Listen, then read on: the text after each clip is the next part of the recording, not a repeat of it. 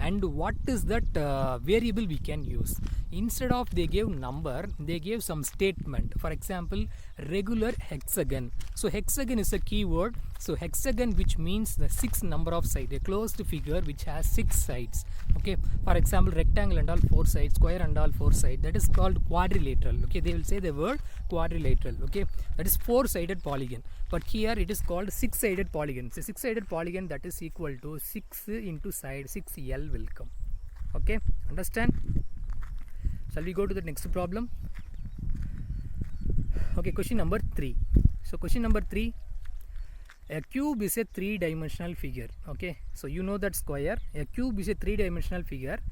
It has 6 faces and all of them are identical squares. Okay, the length of an edge of the cube is given by L.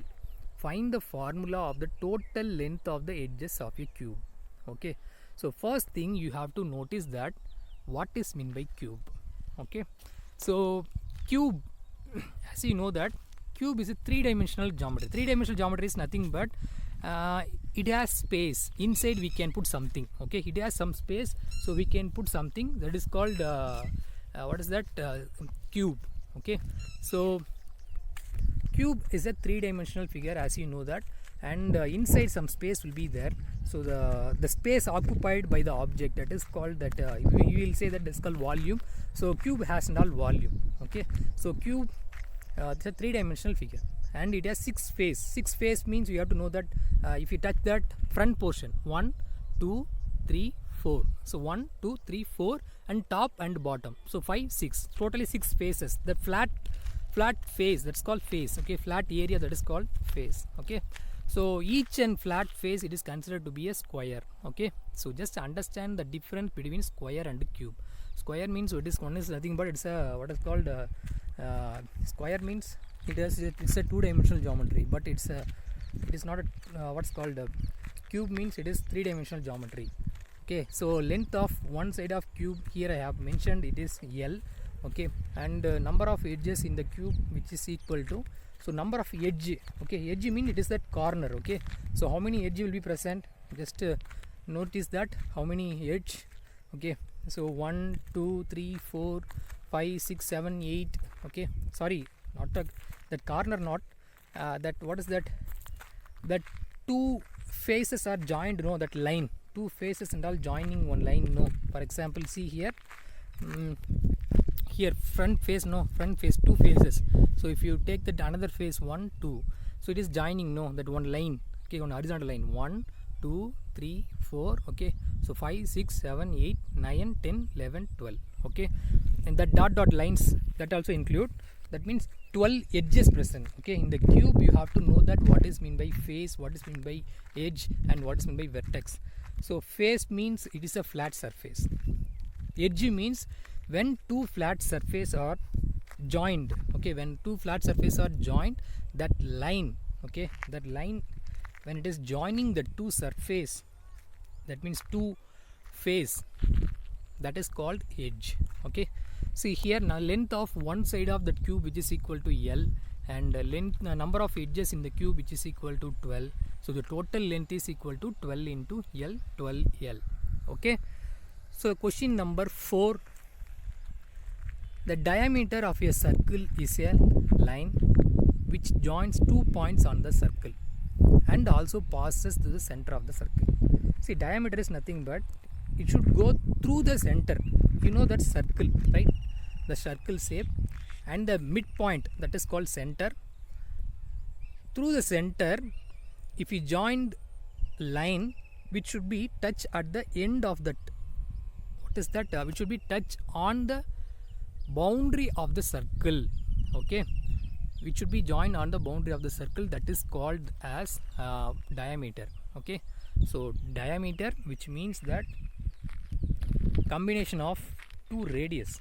Okay, see, for example, C means center here, and here C to A. Okay, so C to A, that is called radius, and C to B, that is also radius, and C to P, that is also radius. Okay, see, one thing you have to know, diameter is nothing but the line which pass through the center and it should be contact with at least 2 points on the circle, okay, A and B.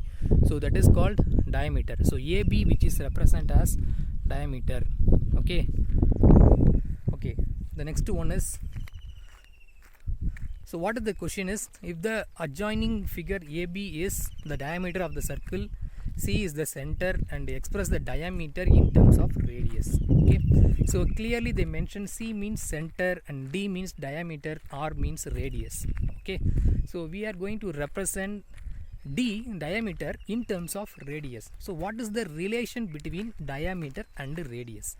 From the figure, what you understand, diameter means C, what's called AB, which is equal to diameter. What is the radius? Radius means nothing but from the center, if we connecting one line from the center to that point on the circle CA, which should be equal to radius, okay. So CB, which is also radius, CP, which is also radius. So diameter, what's the diameter? AB. So diameter in terms of radius, how to find? So CP equal to R, okay, that is from center to the point on the circle, which is equal to R. CP equal to R, that means CA equal to R, CB also R. So D we can write D equal to how many R present? So AB means totally D. If you split off means C to A R, C to B R. So 2R, R plus R, what is the value? 2R. So this is the solution, D equal to 2R. So that is the answer, okay. So the next one is question number 5. To find the sum of three numbers 14, 27 and 13. So we can have two ways. We may first add 14, 27. 14 and 27 we can add first, and then we can add 41, okay. And then we can add 13, we'll get 41. Otherwise we can add that 27 plus 13, that is equal to, and then we can add 14, okay. So what is this property? This property is nothing but it's called what's called associativity, okay, on that addition, okay, associative. So associative means, what does that means? A plus B bracket B plus C, which is equal to A plus B plus C, okay. So this is nothing but, for example, you can add one number 1 plus 2 plus 3, okay. So forget about this example, 1 plus 2 plus 3. If you add 1 plus 2 and then 3, what is the answer you're getting? 1 plus 2, 3. 3 plus 3, what is the value? 6. So that answer you are getting, okay. Otherwise you can add 1 plus 2 plus 3, we can add 2 plus 3 first and then we can add 1, okay. So this property, it is called as associativity property, okay, associative property under addition, okay. So this is the property, okay. So question number 5, to find the sum of the three numbers 14, 27 and 13, we have two ways. First, what the thing is, first we have to add 14 and 27 and then we have to add 13. Otherwise we can add 27 and 13 and then we can add 14. So what is the property? So this can be done by any three numbers. This property is known as associativity of addition of numbers. So express the property if we have already studied in the chapter of whole numbers. So whole numbers I didn't take, but anyway you can say that without giving the number, how to represent in terms of property, okay. So they gave one example how to derive from this example to property, okay. So this is nothing but A. So instead of one number you can take A, instead of number you can take B and C. So if we are adding A plus B plus C, that should be equal to A plus B plus C. That means what? If you have given A one number, B one number, C one number, and if you are adding first two number and then adding third number, that answer will be equal to second number and third number if you are adding, and then first number if you added, means same answer will come. So this property is called associative property under addition, okay. So A plus B, first we can add A plus B and then third number we can add. Otherwise we can, first we have to leave that first number, second and third number we can add first and then we can add that first number, okay. Can you understand, students? So there are some properties there. If I teach that whole number lesson, that time you can understand. But anyway, you have to know that what is that commutative property. Commutative property means interchanging that value will not change. A plus b, which is equal to b plus a. Okay, that is commutative property. Associative property means, for example, a plus bracket b plus c. That means either we can add inside the bracket number and then outside number, otherwise we can add a plus b plus c. Okay, so if you taken any three numbers, first two number and third number we can add, otherwise first number plus second number, third number we can add and then add first number. Okay, so this is called associative property. Okay, so I hope you all understand. Okay, this is the end of today's session, students. Again I will revise that what are the things today I taught. First, you have to know that how to use the variables in different kind of problems. Okay, so first thing is, they gave one closed figure. They didn't mention any number, but they represent in terms of variable. How can you find perimeter or square, what's called area? So perimeter of square, perimeter of rectangle, area of square, area of rectangle. How can you find? Okay, by using these variables. That thing we studied. And then next we have seen few problems based on that. Okay, same way the last exercise how you did, same way here also it will come. Okay, see, when you look at this problem, what is the thing? Yes, so what they said we have to represent one quantity in terms of another quantity. That is that full chapter. Okay, for example, diameter in terms of radius, how to write, and what is the thing, and various manner. See here, if you look at that, what's that, question number 4 and question number 3, they gave one what's called cube, the face. You have to identify what is that face, what is the edge, what is that vertex. Okay, and how to represent in terms of what is that number of edges in the present in the cube. See, I will ask one question, can you answer for that? This cube has 6 faces. How many faces? 6 faces. So can you write each face length?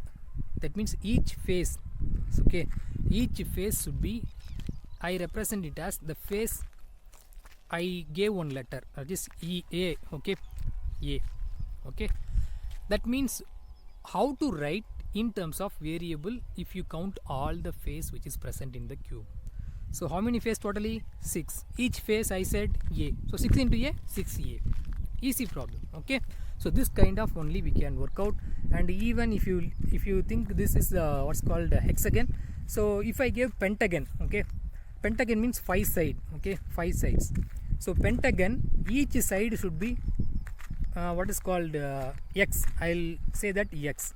So in the pentagon, each side value should be x. That means what is that perimeter of that pentagon in terms of variable? How to write? How many sides totally? 5. Each side value x. That means total perimeter. So x, x, x, x, x. That means 5 times x you can add. So 5 times x you can add means 5x.